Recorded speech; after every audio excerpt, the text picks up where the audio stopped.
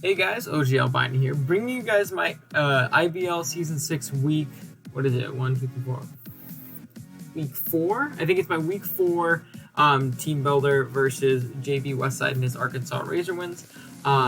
Very, very cool dude. I believe he took over for Garchomp the God, so we will be playing him in his first game of the IBL this season. I believe he played in Season Pass, but first game this season at least.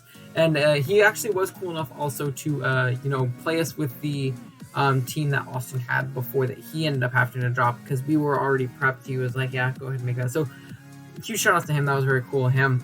That's why his team isn't on the screen, because the doc is updated and I'm recording this, pretty late after the fact of the actual battle happening. So unfortunately we don't have, like a pretty picture of his team. But I will go over the teams and stuff like that, obviously in the team builder and stuff like that. If you did forget, our team, which is nice and big on the screen because it doesn't have to share with the other side, is going to be Mew, Komodo, Greninja, Jolteon, Rabombi, Archeops, Mega Scizor, Mamoswine, Serena, Oregon Z, and Cofagrigus, while our opponent's team last week consisted of, let's see if we can remember this for the whole video, Garchomp, Magnezone, Blaziken, Dhelmise, Miltank, Golisopod, Mega Diancie, Manaphy, Crobat, Swampert, and Musharna. I know one of his users is Garchomp, and I'm totally blanking on the other one. I want to say it might have been Musharna, just based on the tierings and stuff like that. It might have been Dhelmise, something like that. But those are going to be the Z users and roster for him.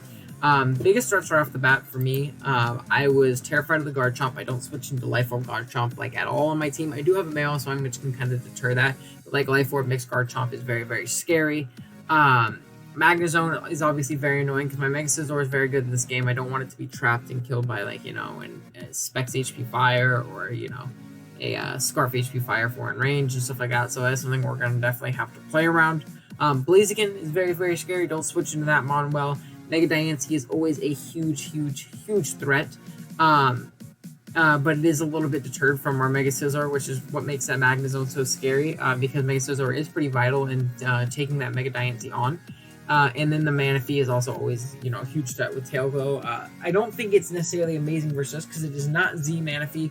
If it was Z Manaphy and it had the chance to boost up its speed from like Z Rain Dance, it would be much scarier, but we have a lot of threats that outspeed it. And we're bringing a couple today, so I don't expect it to do too much versus us, as long as we play correctly. If I play poorly around it, it's obviously going to put in a lot of work versus us. But with that being said, let's just jump into our first member right here, which is going to be our Mega Scizor. Come for the third game in a row here, rocking out with the Scizorite Technician ability, obviously. Bullet Punch, U-Turn, Superpower Roost, 76 HP, 36 attack, 4 defense, max special defense, and 140 speed with a Jolly nature. Now, this is a very, very fast Scizor. The reason being, obviously, that Magnezone, we outspeed any Magnezone that's not Choice Scarf. We can U-turn out on it. And if we get a little bit of chip on it, we can actually knock that thing out with Superpower, which would be really, really nice. It's just the main reason why we're carrying that. It also hits the Miltank, which is super nice. Bullet Punch is obviously great for stuff like the Mega Diancie and just a lot of stuff on his team. And then U-turn for Momentum Roost to stay healthy. This is going to be our main Mega Diancie check. It cannot OHKO us from full before rocks with HP Fire, and we're never 2-hit KO'd by 2 Power Gems, and we are never 2-hit KO'd by 2 uninvested Diamond Storms. So if he's like a mixed Mega Diancie and he only has like 4 attack investment per se, then we'll live 2 of those guaranteed. They both do 49 max. Which is the benchmark that we wanted to hit in our EVs right here. So this is going to be Mega Scizor, very important in checking that Mega Diancie, which can kind of run through us otherwise. Next up, we have our Choice Scarfer for the week in Mamoswine, rocking out with the Thick Fat ability, Earthquake, Icicle Crash, Ice Shard, and Freeze Dry. Max attack, max speed, and a little, just 4 EVs and special attack. This is really, really good versus team, just dual stabs wise. It hits pretty much everything with its dual stabs. Great revenge killer. We have Freeze Dry for the Swampert, just so we can do maximum amount of damage to that, because that is a pretty good check to just physical Mamoswine. If he's Fizz Def, with a tiny bit of chip, like after an Earthquake, the next time he comes in, we can actually knock him out with a Freeze Dry. I believe that's how it is. I could invest a little bit more, but I figured having maximum power on my Earthquakes and Ice Crashes and Ice Shards is, super nice. Like I said, dual stab, Earthquake, Icicle Crash is really good versus team. Ice Shard in case he's like Scarf Chomp or something like that. I figured that'd be super important. Or even like Scarf Crobat. If he decides to bring, like just uber speed control or something like that. But Maelstrom very, very good here if we can make some good predictions and predict the right things to come in and still stabs hit a good majority of our opponent's team. Next up, we have arguably our win con here in Komodo, rocking out with the Dragonium Z, bulletproof ability, Dragon Dance, Dragon Claw, close combat, and taunt. 4 HP, 212 attack, 68 defense, 4 SPDF, and 220 speed with a Jolly Nature. Now this, the defense plus, 4 HP is enough to live a offensive Crobat, Jolly Crobat. I don't think he's going to be able to run Adamant in this game. If he does, then our Greninja will probably outspeed him, and our Rabombi, and a bunch of stuff like that. So I figure just being able to live a Jolly Brave Bird is super, super nice in case we can actually use that as our setup opportunity if we haven't taken any Rocks Chip or anything. Taunt is specifically for like a Thunder Wave Miltank with Chop or something like that. If his best way of stopping us is like to lure us and get a Thunder Wave off, we can stop that thing because we don't take much damage from it otherwise. And then Dual Stabs honestly just his team really, really hard. If we can get up to +1, Dragonium Z is going to nuke stuff with Chip. Stuff like the Musharna, which might be his check.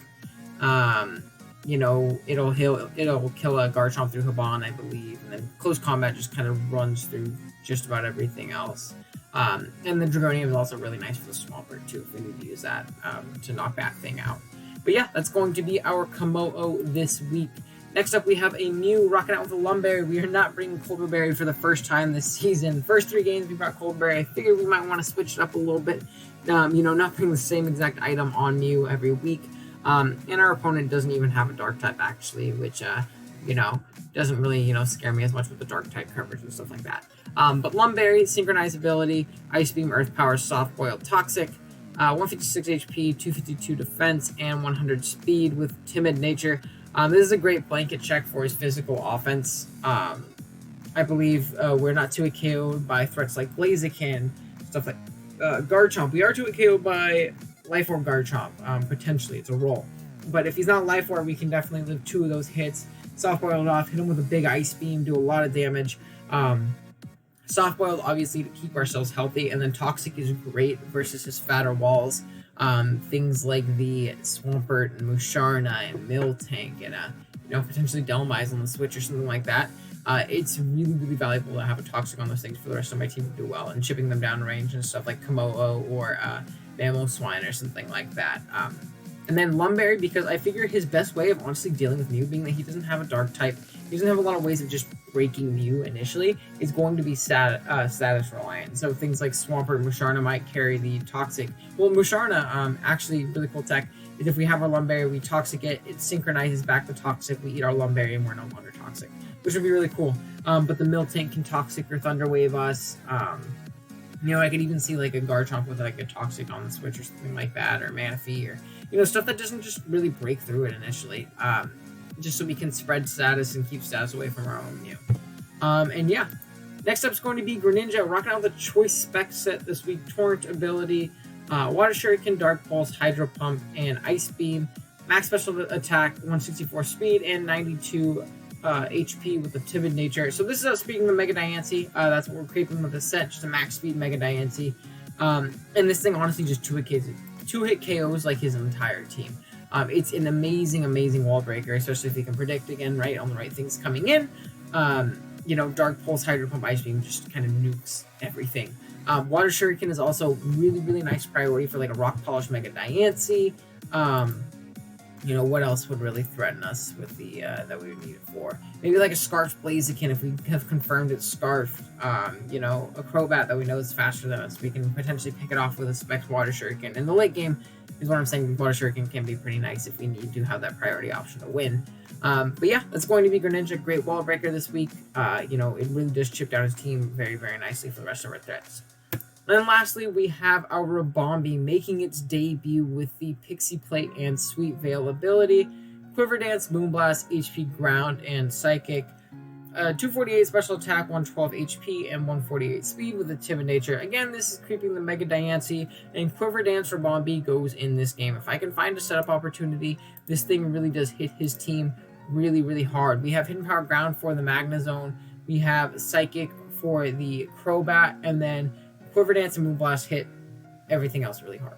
everything else just doesn't want to take hits from this thing. It really does, you know, again, break through his team. And it can honestly be a win con in itself if we set it up to be that way, and we chip his team down sufficiently and find a way to set up the +1. But yeah, we can either use it as like a mid-game breaker or, you know, late game win con if we really need to. But yeah, that is going to be our team for our Week 4 game against JV Westside and his Arkansas Razorwinds.